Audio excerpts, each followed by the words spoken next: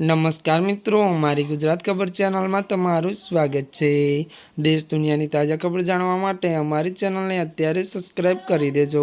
જી આ મિત્રો, અત્યારે કેદારનાથથી એક મોટા દુઃખદ સમાચાર મળી રહ્યા છે। આપને જણાવી દઈએ કે કેદારનાથમાં હેલિકોપ્ટર ક્રેશ 5 લોકો સવાર હતા। વિગતવાર વાત કરવામાં આવે તો ત્યારે મિત્રો કેદારનાથમાં ત્યારે હેલિકોપ્ટર ક્રેશ લેન્ડિંગ કરતી વખતે એક હેલિકોપ્ટર ક્રેશ થયું હતું। વધુ વાત કરવામાં આવે તો ત્યારે મિત્રો હેલિકોપ્ટર ડોક્ટર સહિત 5 લોકો સવાર હતા અને બધા સુરક્ષિત છે। તમને મિત્રો વધુ આપને એ પણ જણાવી દઈએ કે ત્યારે મિત્રો વાત કરવામાં આવે તો બધા સુરક્ષિત છે।